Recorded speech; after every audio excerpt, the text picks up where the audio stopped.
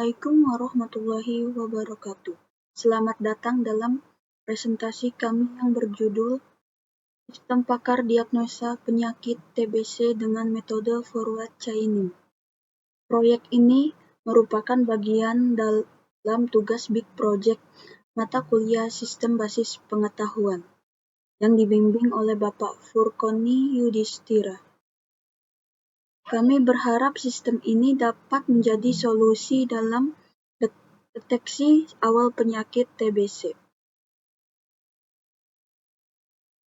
Kami ingin memperkenalkan anggota kelompok 3 yang berkontribusi dalam proyek ini, yaitu Muhammad Kadafi 2021 43 501017 yang bertugas membuat aplikasi,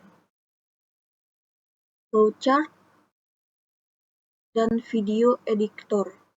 Yang kedua ada saya sendiri, Nurul Husna 2021 43 500858 yang bertugas membuat poster, laporan, PPT, dan referensi.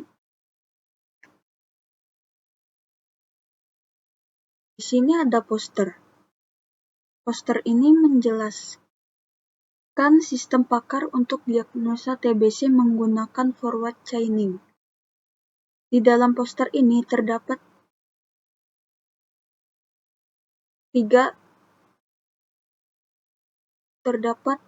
tabel penyakit dan gejala, menampilkan jenis-jenis penyakit TBC seperti TBC paru, TBC tulang, TBC kelenjar getah bening, TBC meningitis, TBC Miller,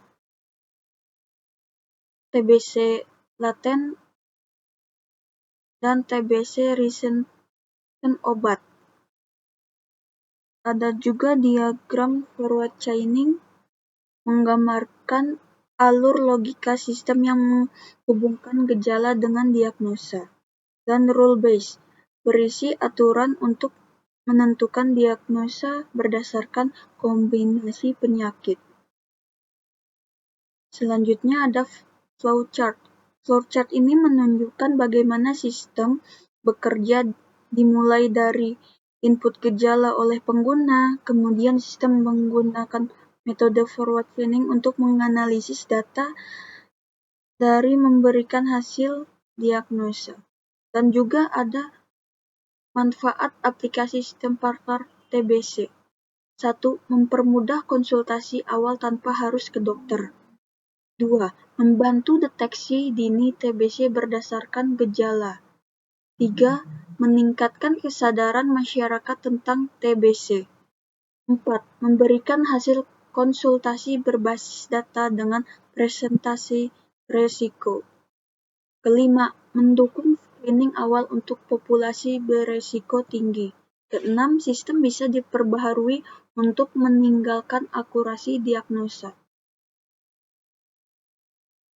Mendeteksi kemungkinan penyakit TBC. Sistem ini dibuat agar pasien, dokter, dan admin bisa bekerja lebih efisien dalam menangani kasus TBC. Yuk kita lihat bagaimana cara kerjanya. Sistem ini mempunyai 3 jenis pengguna, 1 admin, 2 dokter, 3 pasien. Dan di sini ada halaman login, tempat semua pengguna masuk ke sistem. Setiap pengguna harus memasukkan username dan password untuk memastikan keamanan data. Dan sekarang saya akan masuk menjadi admin.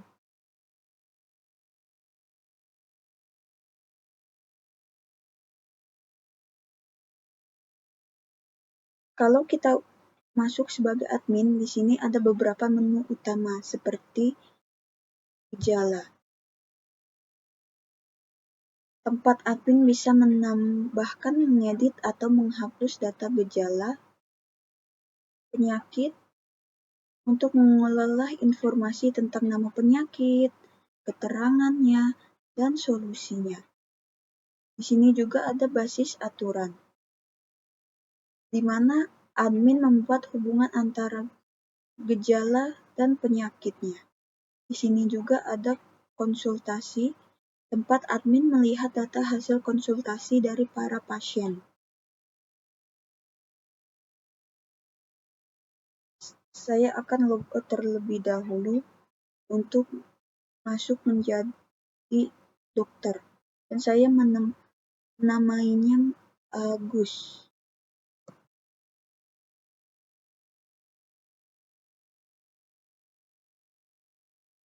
Agus.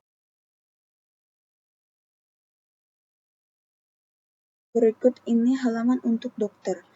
Di sini dokter bisa melihat data pengguna, akses aturan yang sudah dibuat, memeriksa hasil konsultasi pasien. Ini sangat membantu dokter untuk mendapatkan gambaran awal tentang kondisi pasien. Untuk pasien setelah login, mereka langsung bisa menuju halaman konsultasi. Di sini pasien memiliki gejala yang mereka rasakan. Sistem kemudian akan memproses data tersebut dan memberikan hasil diagnosa berupa presentase kemungkinan terkena TBC. Hasil juga disertai rekomendasi untuk tindakan lebih lanjutnya. Ini guys.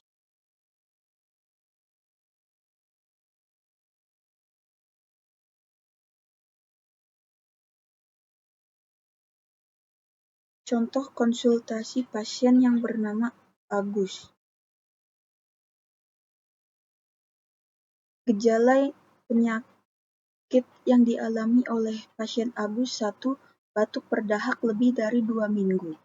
2. Batuk berdarah. 3. Berkeringat di malam hari tanpa aktivitas fisik. 4. Darah dalam urin atau hematuria. 5. Demam ringan yang berlangsung lama. Hasil konsultasi penyakitnya: 1. Nama penyakitnya TBC urogenital. Persentase 67%. Solusi tes urin, pencitraan ginjal untuk memastikan diagnosa, terapi OIT, konsultasi dengan spesialis urologi jika ada kerusakan ginjal. 2. TBC paru. Persentase 57%. Terapi solusinya terapi obat anti-TBC sesuai jadwal 6-9 bulan. Solusi sementara untuk mencegah penularan. 3. TBC kelenjar getah bening. Persentase 33%. Biopsi kelenjar untuk memastikan diagnosa. 4. TBC Miller. Persentasenya 33%. Solusinya rawat inap dan pengobatan intensif dalam jangka waktu panjang.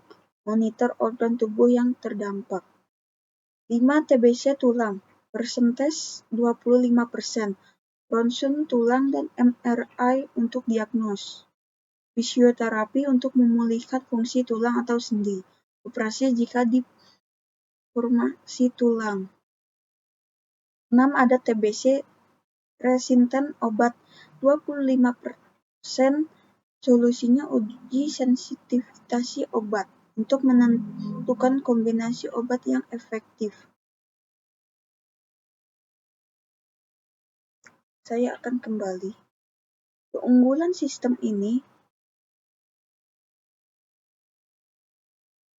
ada 3. 1. Membantu pasien melakukan konsultasi awal tanpa harus datang ke dokter.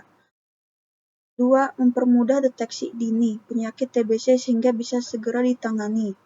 3. Data di sistem bisa terus diperbaharui, jadi diagnosa semakin akurat.